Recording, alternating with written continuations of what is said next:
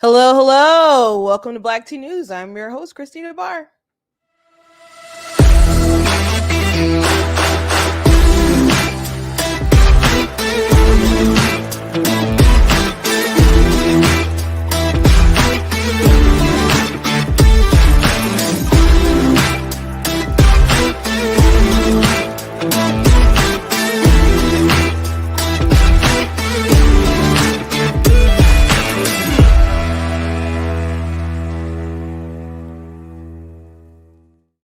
Hello, hello. Welcome to Black Tea News. I'm your host, Christina Barr, and today we're going to be talking about another out there kind of tweet from Donald Trump. Right now, he's they're in court, hoping that he's hoping that the court will rule that as president he had immunity with his actions revolving some like the Jan 6 election stuff, and if they shoot it down, he's hoping obviously that he won't have to go to trial in March. And he decided to late night write some things on Truth Social that are raising some eyebrows and causing a stir for some Republicans that were, I guess, asked about it. And it's a little out there. So we're going to be talking about that. Also, Matt Gaetz was on an interview on Newsmax the other day, and they were talking about losing some appeal of white voters. And he said for every Karen that we lose, we pick up a Julio or Jamal. So so much to unpack there. And I also want to show you guys this clip of this. I don't even know where it's from, but it's circulating around on the internet, of this Black woman who's lecturing to white women on white women tears, and they're just like, yes, just accepting it all. And I just have a lot of thoughts, man. I just have a lot of thoughts about that. I don't understand. You know, you can take invalid criticism, but it just seems like so many people have an obsession with wanting to feel guilt, and they'll take on guilt of things that aren't even like necessarily their fault, but their guilt makes them feel virtuous. So they'll allow themselves to be lectured by people who are even a bit racist. So lots of interesting things to talk about, I guess, today. But before we jump into it, I want to encourage you guys to go to blacktnews.com. Check out different content on my website, different articles, different videos, etc. If you like what I do here, please consider leaving a donation at blacktnews.com/donate. It does cost a stream. You run my website, all that stuff, so you guys can support in that way. I do very much appreciate it. You guys can also, if you're watching on Facebook, you can send stars. If you're watching on YouTube, you guys can send super chats as well. You guys can check out also different merch that we have, like the Black Tea News mug, etc., and other t-shirts and stuff that we have, which, you know, this cool Frederick Douglass shirt, I do have this one. It's really neat. Black History Month is coming up, so you guys can get that for yourself or someone else in your life. I also got other stuff as well with some cool folks on there. Got pro-life stuff and other stuff, etc. So go ahead and check it out. I do not have a meme for you guys today, but man, people are still talking about the Babylon Bee Vivek joke. And I don't know, the people who are so flipping out about it, it's just a joke, guys. I'm not gonna go through the whole thing today. You'll have to go back to yesterday. It was the first thing we talked about, but actually I'm gonna cut out a clip of yesterday and repost it. So I guess you could just wait a little bit and see what pops up in my videos. So anyway, let's go ahead and start with this post from Donald Trump that's circulating around. So he has a court case. Well, he has all these indictments, right? So they wanted the Supreme Court, Jack Smith wanted the Supreme Court to rule on Trump's immunity, and they didn't want to do it back in December. So they didn't want it superseded all the way to them. It might end up back in the Supreme Court sometime soon, who knows, depending on how they rule. So Trump is making an argument, or his lawyers are making an argument that his actions that were taken, that they're trying to, I guess, prosecute him over, he has immunity from it because it's like related to within his official capacity, etc. Which it didn't seem like from the arguments that they were making that the judges were buying into that. It's possible they could be like, we shouldn't be here at this appeal point, and just kind of throw it out anyway. So I don't think Trump is going to get a good sort of outcome to delay the trial, or to, especially not all the way, maybe up into a year or something that we can all acknowledge on both sides of the aisle, or we should be able to acknowledge on both sides of the aisle, regardless of how you feel about what he's being charged with. There is a desire to make sure it goes through as fast as possible, because they want to have this be a settled matter before the election. So before, the arguments were you don't want those things to happen because prior or around some kind of election time, because you don't want to interfere with the election process. And I've even heard like left wing kind of commentators on news shows say like Jack Smith wants to obviously have this settled prior to the election. It's a question that they want answered before the election, because obviously it would impact the results of the election. And I'm assuming like, hey, we want to know if he's a felon, so people maybe won't vote for him. I'm not saying Jack Smith said something so blatantly as, I don't want him to be president, that's why I'm prosecuting him. But it's pretty obvious the speed at which this trial is moving, that they want it to have an impact there, right? So if they can't slow it down, though, it appears that this will start very soon, like in March, and then he'll have other trials after that. I think the Georgia one is closer to like the actual like general election. It's just a mess. There's a lot of stuff going on, right? And so I've seen his lawyers get on TV, make some not great statements, especially depending and being reliant on the Supreme Court. Being like, yeah, he appointed them, and like, that's not gonna put confidence in the process if they rule in his favor, which they probably won't. But here's Trump's statement that's been making the rounds today, that have of course risen some eyebrows and inspired a lot of conversations. So a president of the United States must have full immunity, and it's all caps, guys. It's all caps. Without which it would be impossible for him/her to properly function. Any mistake, even if well intended, would be met with almost certain indictment by the opposing party at term end. Even events that cross the line, okay, must fall under total immunity, or it will be years of trauma trying to determine good from bad. There must be certainty. Example, you can't stop police from doing the job of strong and effective crime prevention because you want to guard against the occasional rogue cop or bad apple. Sometimes you just have to live with the great but slightly imperfect. All presidents must have complete and total presidential immunity, or the authority and decisiveness of the president of the United States will be stripped and gone forever. Hopefully, this will be an easy decision. God bless the Supreme Court.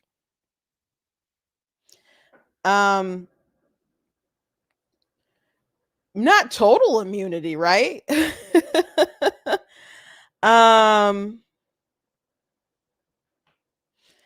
n- so people are asking if the argument is just that him pursuing stuff about the election was just like within his purview or whatever, which I don't know how he's going to really effectively make that case when, elections are run on local levels, when his DOJ didn't really find anything or claim they didn't find anything, and is and then his own people saying, his own lawyers, you know thought he should have gone a different route. I'm not saying all his lawyers, but the ones who he didn't agree with, he says he didn't respect, right? So I don't think that argument's going to go that way anyway, but he's saying here on the social media post that they just need to have total immunity. And he says even things that cross the line. Why would you write that? Why would you write that? So I always assumed, when Trump was president, that I was always concerned that they would get him somehow. And not because I was just so convinced that he would do something like awful, god awful, or something like incredibly illegal. Like, I never bought into the Russia collusion hoax stuff, whatever, blah blah blah. My concern was that, I don't know, they would get him and pull him in, and then he'd like say some kind of masterful exaggeration, and they pin him on like perjury or like, somehow his mouth. I was just always concerned that that would get him into such egregious trouble or something. I'm not saying he's going to go down because he tweeted this out or whatever. Not tweeted, but truthed it out or whatever. That's not what I'm saying.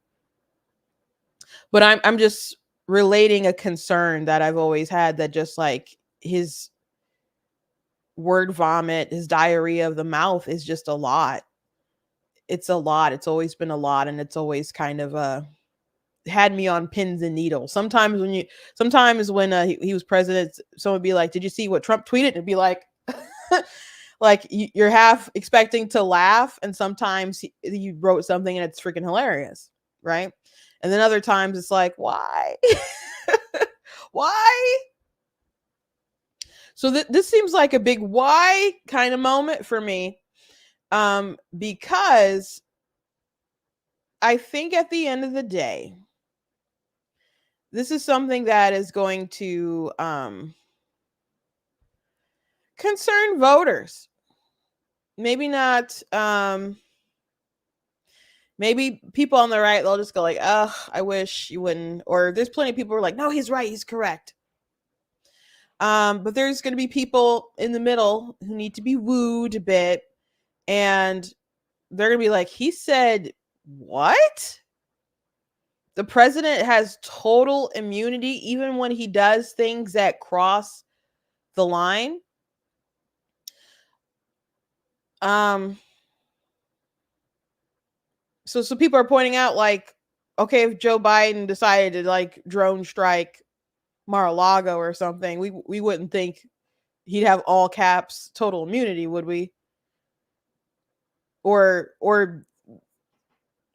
Biden's DOJ and all the like people, the political prosecution of Trump, we wouldn't just be like, if Joe Biden came out and was like, "Yeah, I'm the one who's like orchestrating it. Let me show you my text messages and emails and I phone recording saying, yeah, go ahead and let's get him and take him out through lawfare." Yeah, but it's for the greater good. It is my capacity, the president. I have total immunity. We'd probably be like, you need to go to jail. You need to be impeached. So what Trump is saying, I don't think we would feel comfortable if Obama was saying it, or if Joe Biden did another angry speech in front of like a blooded White House or something. We wouldn't feel comfortable with that. So he doesn't have to write these things. He doesn't have to write these things. And he's not going to legally win on that kind of merit either. Not at all.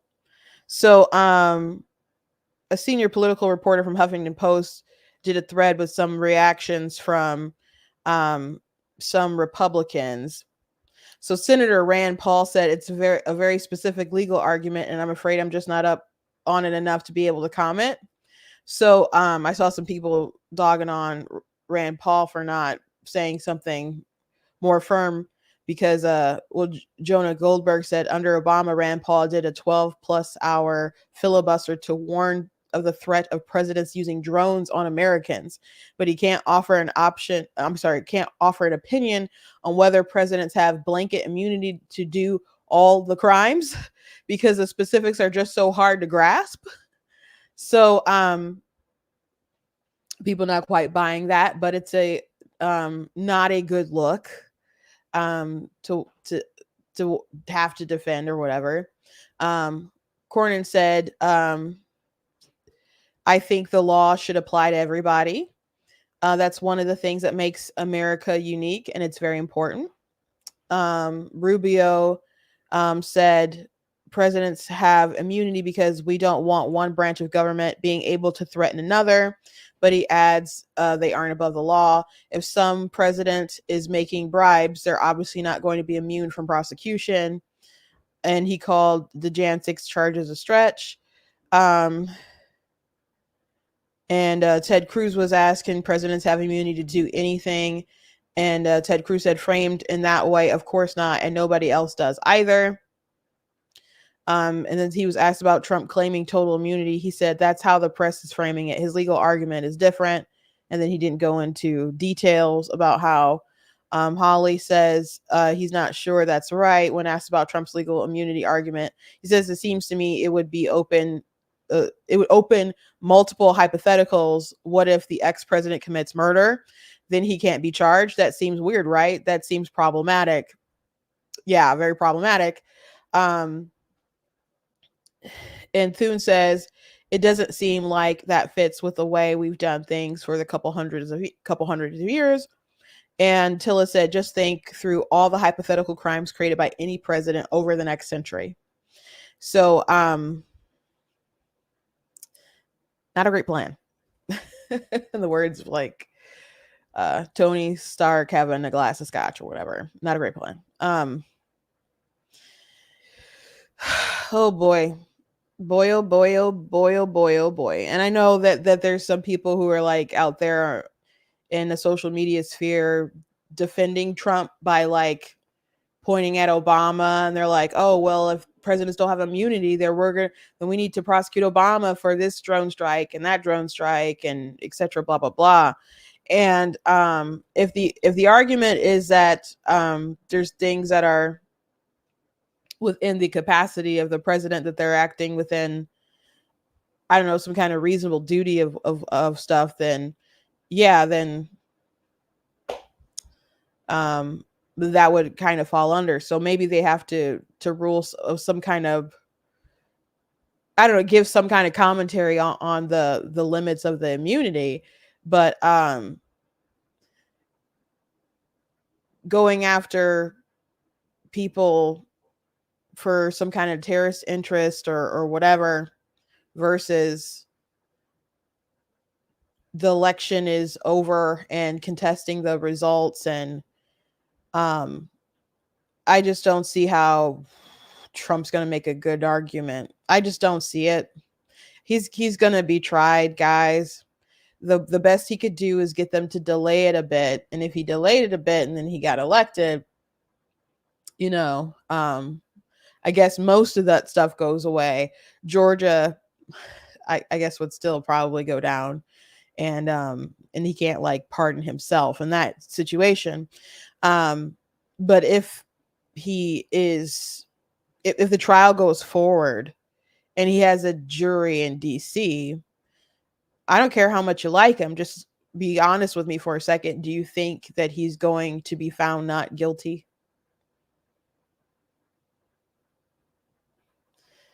I mean,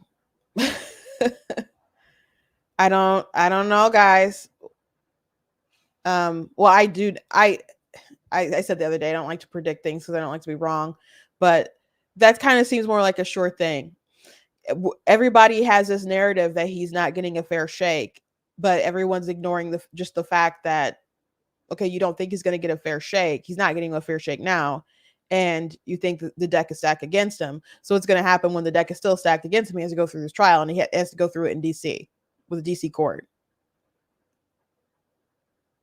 Do you think they're going to be like, oh yeah, totally, all that Jan 6 stuff, the tweets, those private conversations with his lawyers, and all that's looking at all the evidence, people flipping on him, etc., allegedly flipping on him. They're gonna be like, oh yeah, totally should get off. Do you think that's gonna happen? I don't. I don't see that happening. Sorry to be the bearer of bad news, but I don't come on here to lie to you guys. So, I really, really wish that he wouldn't post stuff like that anyway. I mean, they were making some legal arguments that were, I guess, along those lines anyway. But him writing in all caps online is not helpful. Not helpful to the general election, not helpful to all the people who have endorsed him and now have to, or Republicans in general, because not even ones who have endorsed him still have to answer questions regarding it. It's definitely not helpful to people who have endorsed him, who are standing by him, who have to answer those kinds of questions and probably feel compelled to, I don't know, clean it up as much as possible. Alyssa, who's, Griffin, who's on The View, who's a Republican, who's, doesn't really stand up for much Republican stuff these days. She said, have at it, have fun defending this. And I've only seen silly takes really defending it, so this stuff frustrates me. But is what it is. What it is. Is what it is. Anyway, let's move on to Matt Gaetz. What did he say? Let me pull it up one more time. I'll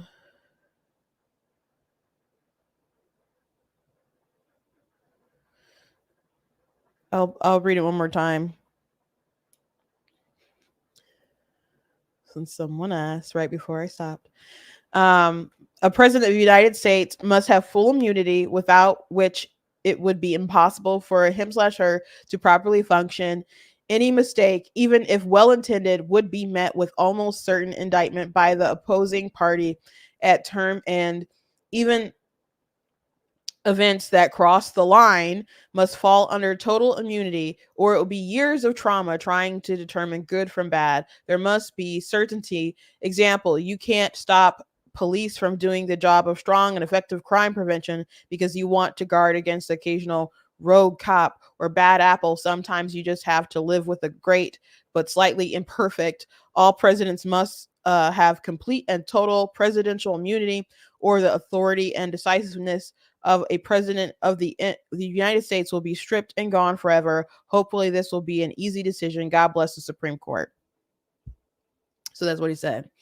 And by the way, police obviously get this qualified immunity doesn't quite work like that, and obviously, police officers are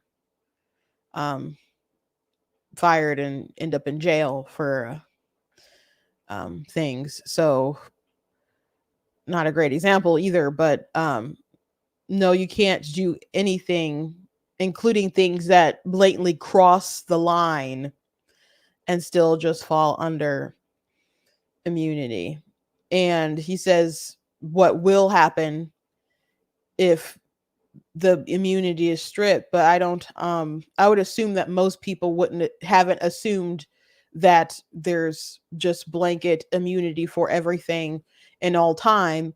Or if that was the case, I don't think this would be such a question just first with him. I think the Democrats would have already really tried to act on that. So anyway, oh boy, let's move on to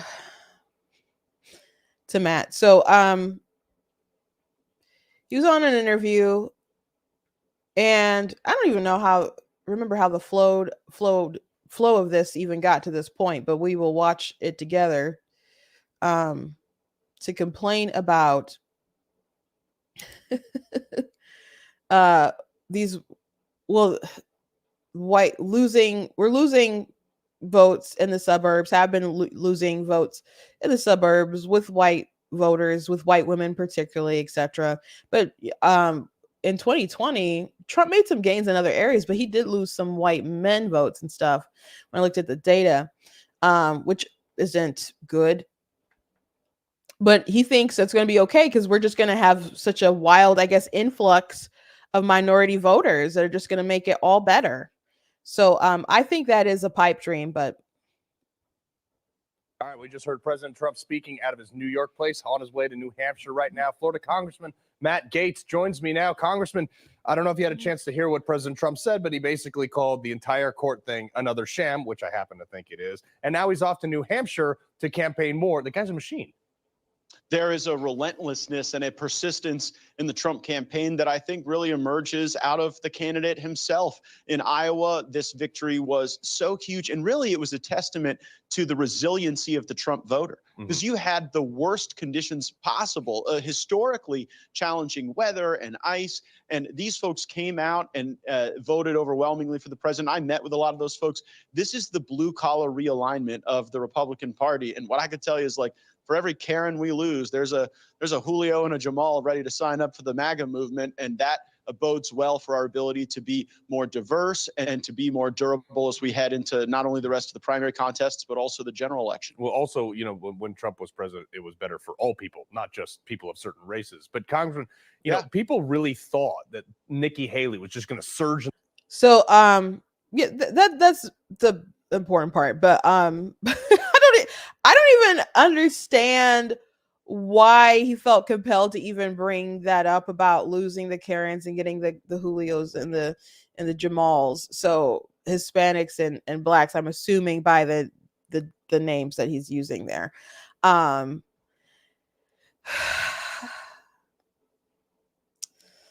So yeah, because he could have just said, you know, we have a diverse group of voters and we have that blue collar stuff where and the reporter there, you know, cleaned up a bit and said Trump was good for just all people, right?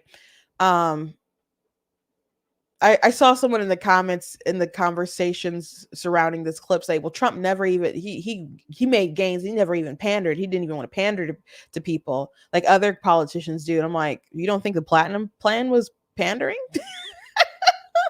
the Platinum Plan was absolutely a tool to pander, and it was a promise to spend a buttload of more money, and it absolutely did not work. So look, Hispanic voters, they can be won, and they have been won over a bit. Like Trump is doing better with Hispanics, and Ron DeSantis did very well with Hispanics when he did re-election in Florida and stuff.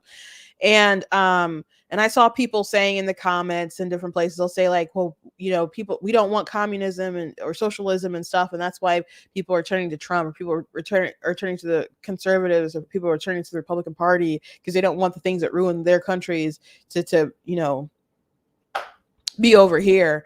But that's not going to be like the story of like every Hispanic voter, especially if they've like, I don't know, they're removed and don't have like grandpa or somebody telling them stories about fleeing, you know, Cuba or something along those lines. But there's a lot of conservative values that are taught within like their churches with Catholicism or wherever they go to church that gel with, you know, more conservative sort of values that are propped up in the Republican Party. So there is a cultural alignment there that if they can just look at the Democrats and they're like, okay, they're kind of spitting on everything that we like, enjoy, and we see the country just getting worse and worse and worse. So let's consider the Republicans for a minute and vote in our best interest. And so that's happening there. The Black community does not care.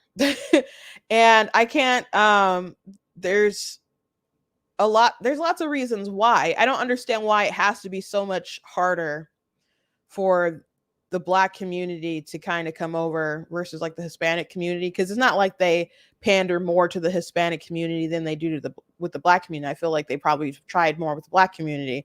Not that I'm saying that anyone does like a bang up job with the crossover like appeal, but obviously it's been more of a easier connection for Hispanics to kind of move over, cross over, and vote for the Republican Party versus like the Black vote, which is still like strongly, firmly held by the Democrats. So I actually have a video on my YouTube channel. I did it more than a year ago about why Black people vote Democrat. I'm gonna have to do like an updated version, probably still the same points, but just like maybe a bit of an updated, more maybe tighter video. But let's see if I can remember the reasons. There's a perception of your identity. Like if you look at Pew Research with Black Americans, like 85% see being Black as being a central part of their identity. White people, it's like 15%. So they're just kind of not understanding, like when people talk about race so much, that it's such a, like a personal identity core thing with Black Americans.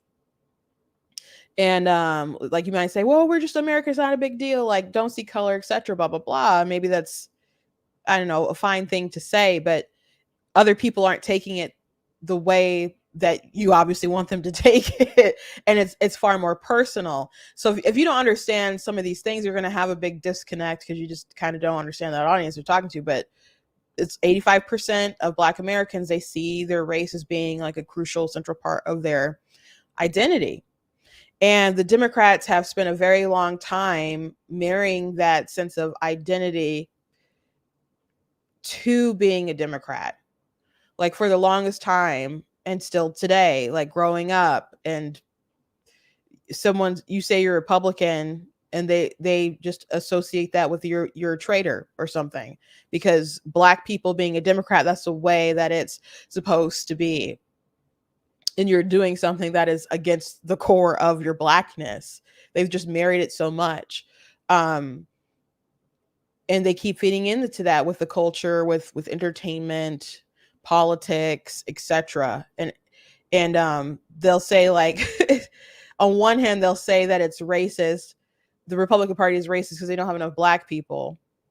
But if you do go over to the Republican Party and you're Black, they'll call you a traitor. So do you want diversity or do you not want diversity? They obviously don't want diversity because they don't want those people to vote Republican, but they just play these mind games, and there's just no sincerity with these criticisms.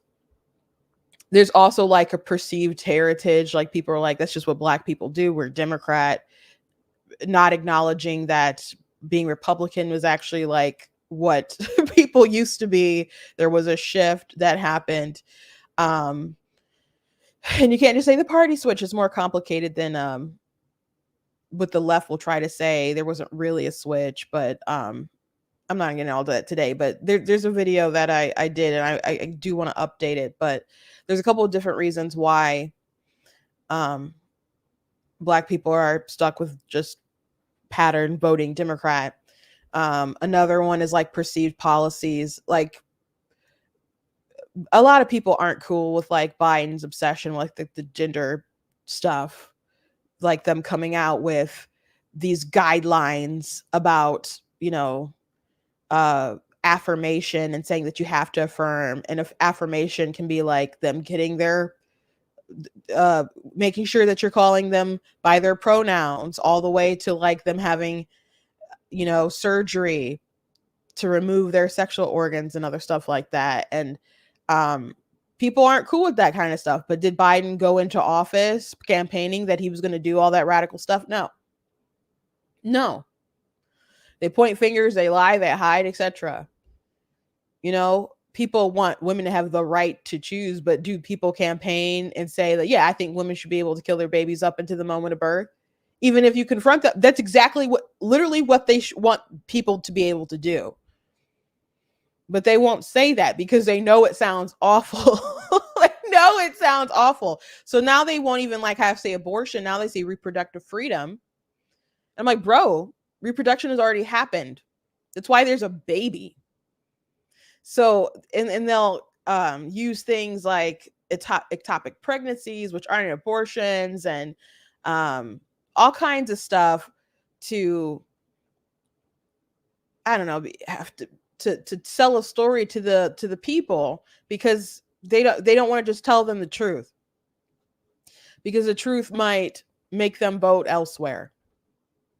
So it's an interesting topic, a complex kind of topic, but there's not a lot of people who want to bother to make that pitch, make that appeal, because they're like, well, we're not going to win those votes anyway, and it's going to take time to do that. I don't know. I can't give you like a timeline of when there's going to be like this deep revelation of, oh my gosh, yes, we should vote Republican. But if you guys are convinced that what did it and what's going to cause just like massive Black turnout in November is because Trump got a mugshot, that's a totally unserious opinion. I don't care how many TikTok videos you saw. I don't care how much swag you bought. That's not going to just drive out Black turnout for like Republicans all of a sudden. I would hear Black Republicans complain quite a bit about how sometimes it's like they want to appeal to like a lower sort of, I don't know, character, because they're like, we have job. Like some people got so offended about like even Trump's like, what do you have to lose? You have no jobs, you have no et cetera, blah, blah, blah. Now I was there that day when he made that first initial pitch in Michigan to like the African-American community. But there are people who are like, we have jobs and all the stuff. Like, and Trump could be just looking at the numbers, right? Making a generalization, but there's people who are like, I'm educated, I'm well off. I don't want my taxes, my money that I worked hard for to go to the government. I want to provide a legacy for my kids, etc. Blah blah blah. Maybe they're a little more higher educated, or they take education pretty seriously, or maybe they didn't have those opportunities, but they want them for their kids, etc. But they're just not the person who's going to be persuaded by the Trump mugshot. They're going to be persuaded by like tax break, hello, or something, but not all this kind of like ratchet pandering or whatever. And now the left really does like ratchet kind of pandering or whatever. I was embarrassed when Joe Biden did an interview with Cardi B. I'm like, why? For what? This person used to like drug and rob men. It has such disgusting music. And this was someone who wanted to be the president, and he is the president right now. And you're being interviewed by Cardi B. I just kind of thought it was beneath the dignity of the office he was pursuing. And you could say that's mean. She's a voter. She's a constituent. A lot of people are, but he doesn't meet with everybody, does he? He meets with very few people to ask him questions. But he didn't expect her to ask serious questions. That's why he met with her. It wasn't because he respected her. It's because he wanted her numbers and her audience and stuff. Not because he expected some kind of challenging dialogue. So anyway, Matt Gaetz talking about like getting like, if when we lose a Karen, it doesn't matter. We're making it up for the minority votes. There's not enough votes that we will have from minorities that will make up those numbers from those people that if we lose like just totally the suburbs.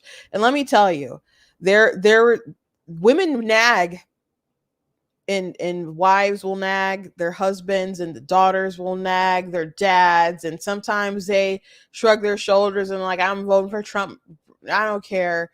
But other times they might be able to wear them down, especially after years and years and years.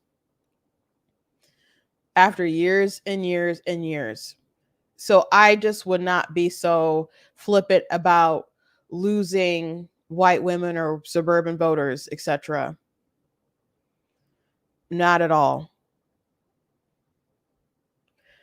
Um, not at all. You're just not gonna. They're called minorities for a reason, and Democrats do depend on that block. And if you could chip away that block, that would be good. But if we're losing more of our base, where do we go from there? What are we?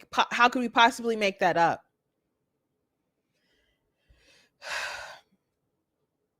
So I just would not shrug at that. And you know what? It's been a long time problem, but it's been something that the Trump campaign, and Matt is only, speaking for his observation for him. I'm not saying he went out there as an official Trump surrogate saying that stuff. But back in the day, I can tell you when Trump was like in the White House, they tried to kind of like ignore or downplay the fact that they were losing suburban white women. They tried to kind of pretend like that wasn't an issue going on.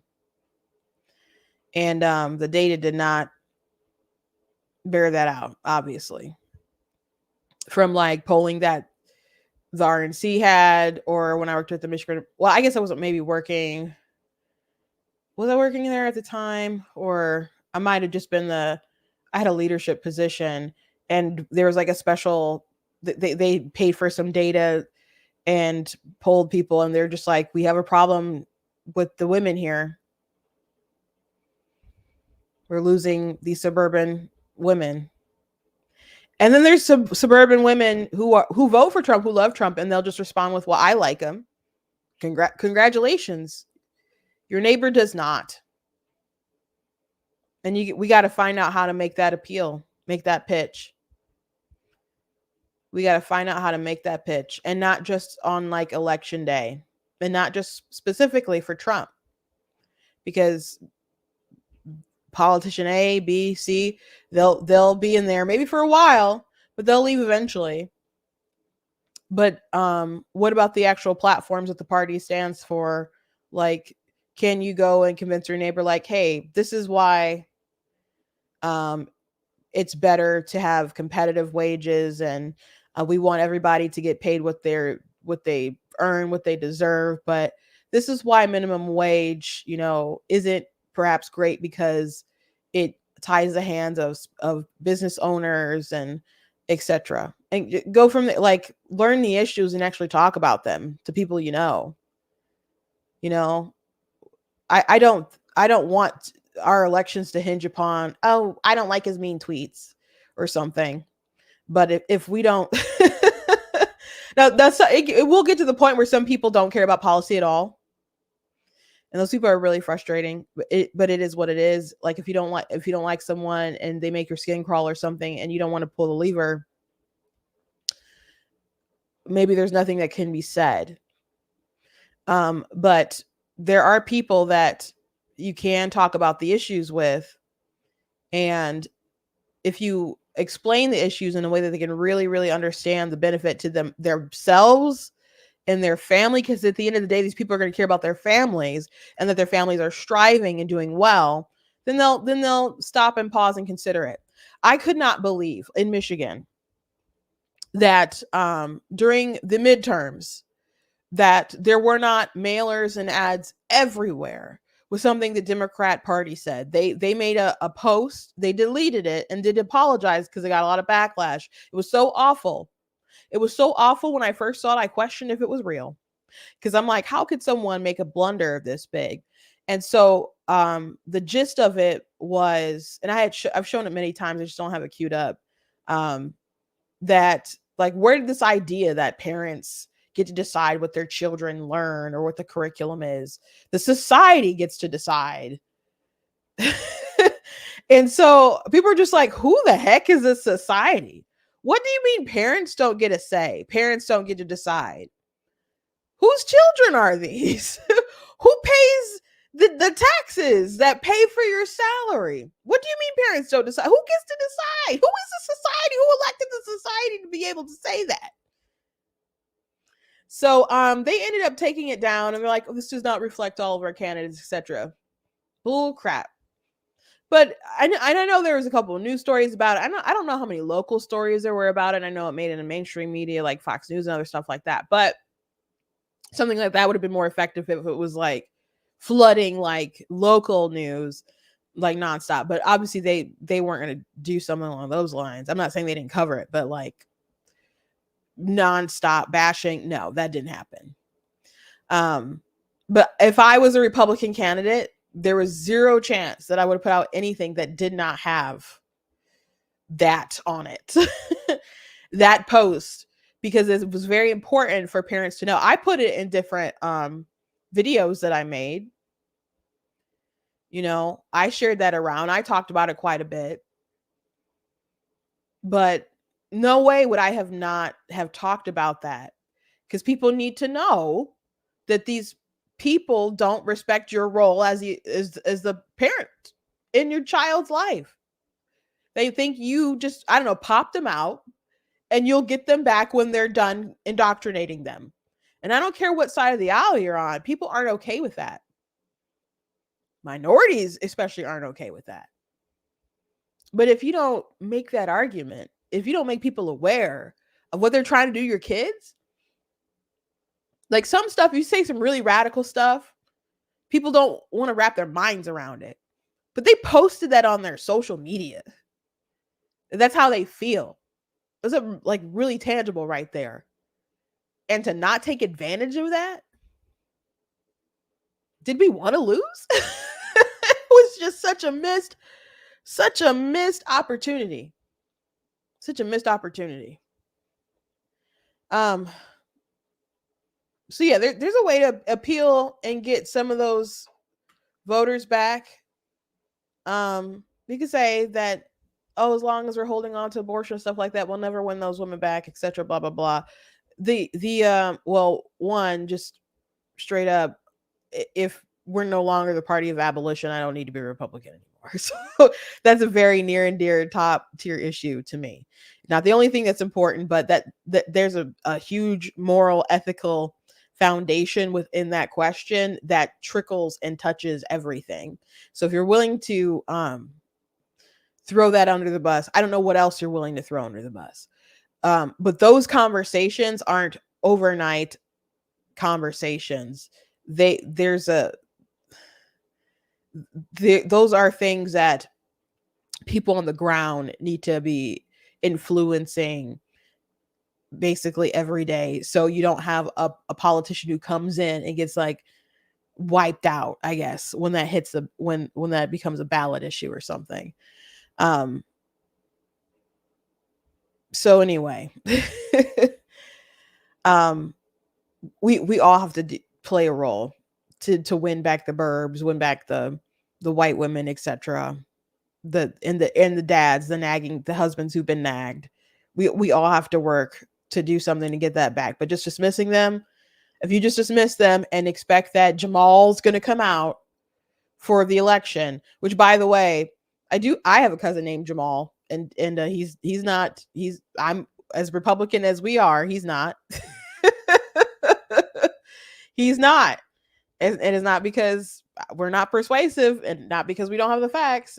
People just, it's ingrained in the society and the culture. So it's going to take a long time to kind of have that big flip. So some of these numbers with Trump just like killing Joe Biden, if you look at the internals, it has like a crazy number of minorities coming out to vote for him. Just look at a little sus. Because I just don't see that happening anytime relatively soon. I'm not saying the black vote can't be won, but Trump is not magic.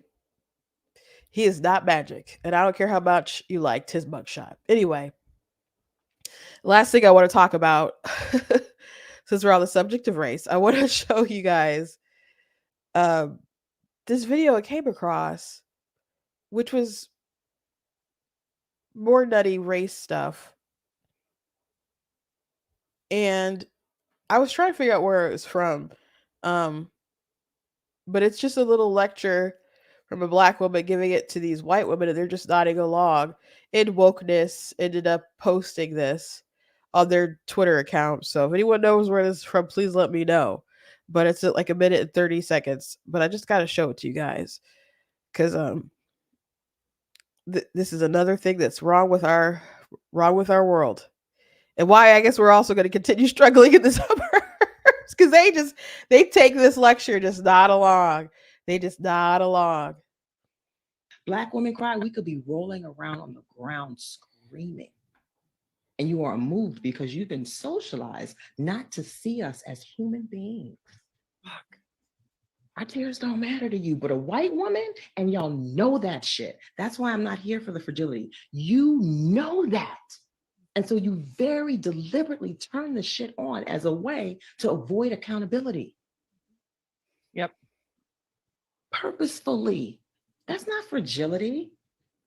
That's manipulation. That's strategic. That's diabolical. That's not fragility. And so this notion of white fragility is supposed to tell us what? We're supposed to let you off the hook because you can't handle it? No, you don't want to. Mm. And every time we hold your feet to the fire, all of a sudden, oh my God, I'm so sorry. I didn't know. You didn't have to know. And now that I'm trying to make you know, you want to cry so we can end the conversation. Mm-hmm. This is how you run away. So how do I hold you accountable if you're all up in your feelings? How come I don't get to be in my feelings? Mm-hmm. I'm sitting here telling you about generations of your people, your ancestors killing mine. How come I don't get to turn tears on and move you? Sounds like I should be the one crying, no? Mm-hmm. Sounds like those tears should be mine. Sounds like the fragility might be mine, but no, I gotta be strong. Look at me. Oh boy. So it kind of does sound like she's in her feelings though. Demanding or asking about like why, like there's these generational things that have happened to us, not you specifically, to other people. So you're appropriating off of the pain off of your ancestors and now you want to toss on this guilt to these white women, which they have obviously accepted, for crimes that they did not commit. And I don't see how that's quite fair. I think everyone is accountable for their particular actions. Now you could say like the country as a whole did this or whatever, or etc. Or you could talk about stuff in a historical which white people? Do you know what year their ancestors immigrated to the country? What if they missed a lot of stuff, right? What if, I don't know, their grandma came from Sweden, I don't know, in the 90s or something. And brought some family over. You don't know. You don't know. You're just assuming a bunch of stuff. You're just and what about mixed people with some kind of mixed lineage or something? I've got like people who well, this is the story. That there was a slave master's daughter who ran away with one of her father's slaves, and her family gave her a hard time or whatever. But anyway, they like escaped up. They escaped up the river and ended up settling in like Metropolis and stuff, and etc. But the point is, like, so many families have this sort of mixed heritage. So which ancestors are the bad guys? Which one, are you accountable for just the bad ones? So you get to claim the heroics of the black ones and the victimization of the black ones. And like, just did you do a bad thing? Like, they're nodding. Like she mentioned, like you turn on the tears and they're like, yep. Okay. If you do that, that's called manipulation. Sure. If you're doing it to manipulate, that's bad. But I know some women that just do that. It's not particularly a white woman thing. Of people who will just turn on the tears to get what they want, to get sympathy, to manipulate other women, to manipulate men. I know women who've orchestrated, I don't know, situations for men to just kind of lose their flipping mind that will provoke them to a point, and then they'll turn on the tears and the waterworks or whatever, purposely to get them arrested, People be plotting. It is not a specific like white woman dilemma. It's not a specific white person evil. It's not a particularly simply just a woman thing. But I can tell you that women do manipulate and use those tears. It is not a specific white woman thing. And if you're talking about how Black women just need to be strong and stuff, we hear women, Black women complain about crap all the time. Just because they do it aggressively doesn't mean they're not still whining. It doesn't mean they're not whining.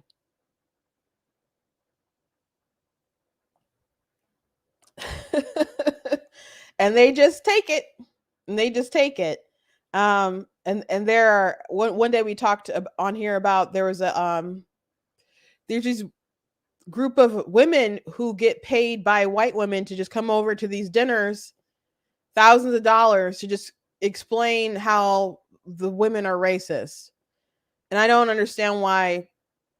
What's so wrong with your life that you feel the need to be lectured in that kind of way? Why can't you just find religion or something? Go to the altar, lay yourself there, read the good book, and be like, oh, I totally am the problem. Let me go do good things or whatever, as opposed to like, I don't know, needing some kind of other figure to come and tear you down so you can feel good about yourself after you've, I don't know, made yourself out to be a victim. It's so bizarre. It's so bizarre to me. But people feel this way about this stuff. People feel this way about like the LGBT stuff.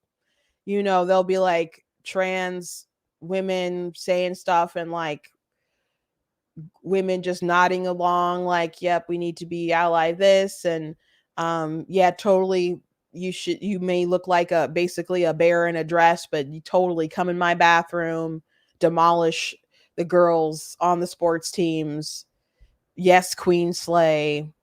And then they'll talk about, then they'll see other women like say, no, that's not right. And they'll be like, you're just jealous because they're prettier than you. And they have like a full beard or something crazy like that.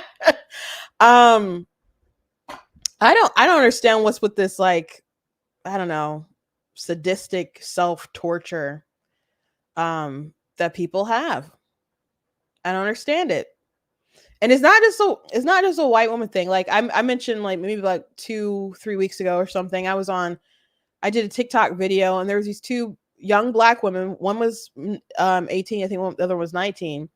And they were saying that calling someone the wrong pronoun or something was along the line, or saying someone was like a man who believes that they're a woman is along the same lines of like a racial slur. So if someone called me the N-word, that'd be like along the same things.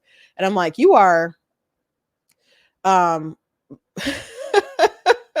giving way too much sympathy to the trans issue stuff if you think that, and very much undermining the plight of like Black people if you think they're equivalent at all. And I don't say that to be like some kind of victim of like uplifting the victimhood of like Black culture or something, but that is like that's just nowhere in the right ballpark at all. But it was amazing to me that they would go that route. And I'm like, who taught them this? Who said this? Like, I just can't imagine like your mother, your grandmother, like saying that stuff and putting that in your head. I'm like, I mean, it was on TikTok, so maybe they just went down a rabbit hole, and maybe their friends and the culture, the TV or whatever, told them to bite this bullet and worship at the altar of Dylan Mulvaney. But we need somebody to stand up to this insanity.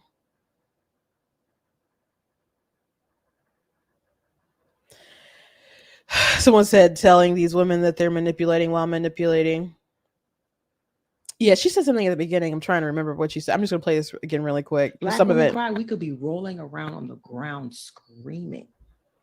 And you are moved because you've been socialized not to see us as human beings.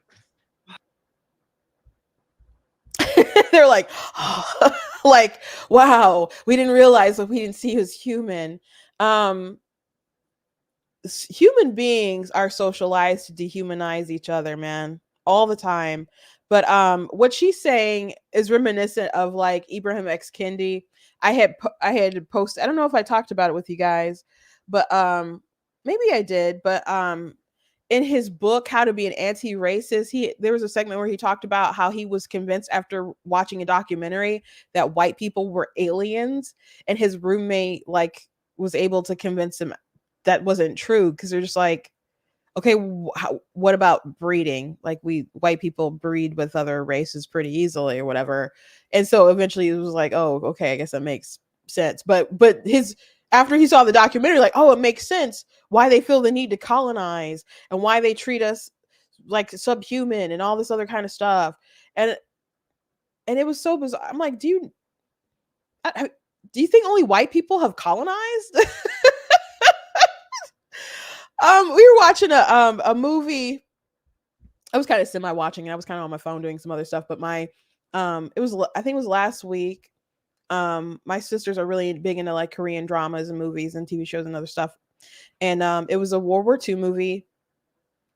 And a group of Koreans thought they were going to go to Japan to like, I don't know, live a better life, have some economic opportunities or whatever. And basically, they were tricked into coming to this island to work in these mines. And it was just awful. But Japan did some crazy stuff, was just terrorizing the area over there. During World War II, they did some stuff that was like totally as evil as like the Nazis. But now we're just like, oh, Japan, they're so cute, anime, but they did some evil stuff, man. So people who have this idea, Battleship Island was the name of the movie. Thank you, my sister pointed that out. Battleship Island. It's not just white people have colonized, and so the idea that you could just be like, oh, they must be aliens, was so crazy. And amazing that he put that in a book, and that people take him seriously. But her saying that, oh, you guys are just trained to not see us as human, and they're like, oh, if that's true, you're a bad person. Go repent. Okay, because we're all image bearers. I believe that we have inherent value, right? I think we all instinctively know that. I think the law is written in our hearts. I think we suppress the truth in order for, I don't know, to sin, to have some kind of personal gain. But human beings condition each other to dehumanize other human beings. And we'll have this conversation all the time, especially like, I mean, you can say slavery. Of course, obviously, people were dehumanized. Black people weren't the only ones who were enslaved, by the way. But also modern day abortion. Someone got a couple weeks ago. No, I guess it was just last week. I was on a live, and there was this black guy. He was calling everybody Karen. A friend of mine who's white, he was really, really calling her Karen and stuff. And a Karen because she was trying to tell other women what to do with their body or whatever was why he was calling her Karen. He's like, you don't understand this country. These white evangelical controlling nationalists are trying to do this thing, blah, blah, blah. And so I'm just like, I requested, because I just had to jump in. And I'm like, what are you even talking about? Like, what are you talking about? What is white Christianity? And he's like, it's because of this colonization and wanting to tell people what to do. Black people just mind their business. And when I told my sister that, she's like, if black people minded their business, there'd be no plot to reality TV shows with the Desperate Housewives or not Desperate Housewives, Housewives of, I don't know, Atlanta. Pick a city, or Love and Hip Hop, or like, just there'd be no plot. This idea that no other race, like, I don't know, colonizes or tries to tell people what to do. It's just crazy. It's just crazy, and it's racist, and it goes against history. But that was his that was the explanation of white Christianity. White Christianity is bad, I guess, because it was orchestrated to tell women what to do with the abortion thing. And so he got really offended because my friend brought up like slavery, and he's like, you can't compare that, you can't compare it, you can't compare it. And so I don't remember what line of questioning I had for him, but he very easily like admitted, like, I'm like, okay, if the baby's alive, right? And he's like, yeah, okay. I'm like, okay, so if it's alive and it doesn't have rights, what is it? Is it the woman's property? And he said yes. Okay. I'm like, okay, if you believe that the human being is alive and is property, can you not see how people make comparisons to slavery? Like, we know they're not the same, but you dehumanize human beings so you're able to deny them human rights. Okay. And so, but he just, refused to see it. He even brought it up later when more people came back in to try to embarrass me. He's like, sister, you said when there was only like 25 people in here that slavery was like abortion and stuff. I'm like, I did make the comparison. I'm not ashamed of that comparison because you admitted that human beings are property. So, but anyway, I had explained to him, I said, look, if you look at abortion and the numbers, and I'm like, there's a history. If you want to talk about controlling and et cetera, blah, blah, blah. What about the history of eugenics in this country and Planned Parenthood with Margaret Sanger and the person who took it over, Alan Goodmacher, and the disproportionate amount of minorities who are killed by abortions. And they do their best to like try to set them up in urban areas. You have Gretchen Whitmer, for example, in my state, who does things to try to undercut people who are trying to stop abortions from happening. Like she defunded stuff that was like adoption over abortion, or money that's supposed to go to pregnancy crisis centers. And in Michigan, we're 14% of the population, but we make up over 50% of the abortions. I'm like, so what do you think of all that? And he's like, well, if that's their choice, that's their choice. And I'm like what, predatory lenders, like setting them up to take advantage of them. And so he just he was like, well, that's their choice. That's their choice. And so I wish I had thought of to say this to him then, but like people do, like when you talk about that talking point, people say, well, it was the woman's choice about or the Black women are choosing to have the abortions. Okay. But the Black women aren't the ones who are the victims in the situation. We're talking about the people though, who are being killed. Right. I don't want anyone, by the way, I don't want anyone of any race to have an abortion. It's just true that there's a disproportionate amount of minorities who are killed.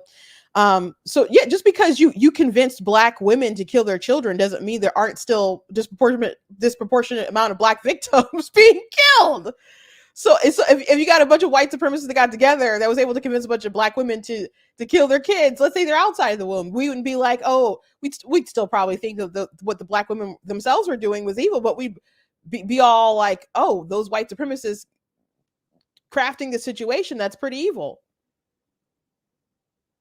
And I'm not saying that Planned Parenthood, all of them have like racism in their mind when they're doing all this targeting. I think at this point of time, they just kind of know where their bread and butter is. And there's economics and a culture kind of built in that lend to those numbers just kind of more naturally now, I guess. So I'm not saying that all of them have like Hitler-esque sort of intentions, but the numbers are the numbers, right? And if you go off of systemic racism, the modern day intention doesn't matter. That just has to be like a disparate impact, and it has to be some kind of origin of racism. So it fits that definition if people want to go by systemic racism. But anyway, people will go ahead and abort because they're conditioned to dehumanize that child, and people will support that because they're conditioned to dehumanize that human being. So I mentioned all that to say she's complaining about these white women dehumanizing Black people. It seems like Black women are very much dehumanizing their own Black children. And they've apparently kind of admitted that they are dehumanizing Black people because they're like, oh, wow. Oh, acknowledging it or whatever. So again, bad people. Seems like these three people are bad people. But it's a humanity issue.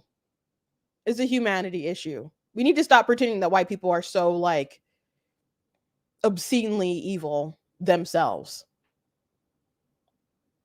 Human beings can make the choice to suppress good, to suppress their conscience, whatever, so they can sin, so they can do evil.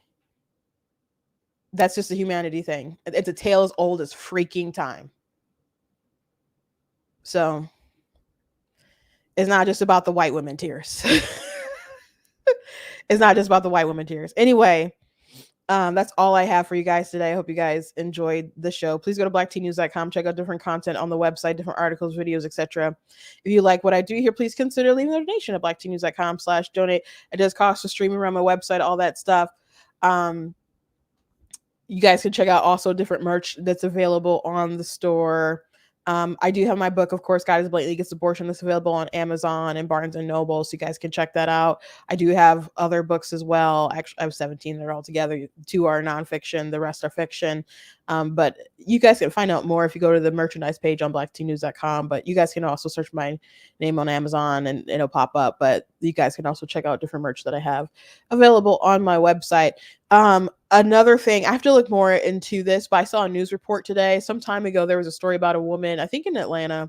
I'm not positive it's Atlanta, but I think it was Atlanta, who got hit in the face allegedly by a brick because some guy wouldn't give her a number. So I thought the story was odd, but I did cover it what different people were saying about it, etc. I guess I mostly thought it was strange. Like, if someone busted you in the face, your first thing is to go live and complain about the guys behind you, as opposed to like it just all seemed very strange. But anyway, apparently the police investigated and all of it was basically not true. And so she's actually wanted, I think, for like charges of fraud or theft or something, because she set up like a GoFundMe, and which she had done in the past and stuff. So yeah, I just wanted to throw that out there because I saw this today and I know I had covered it. So maybe I'll talk about it more tomorrow. But if you even know what I'm talking about at all. Anyway, God bless you guys, and I'll see you tomorrow.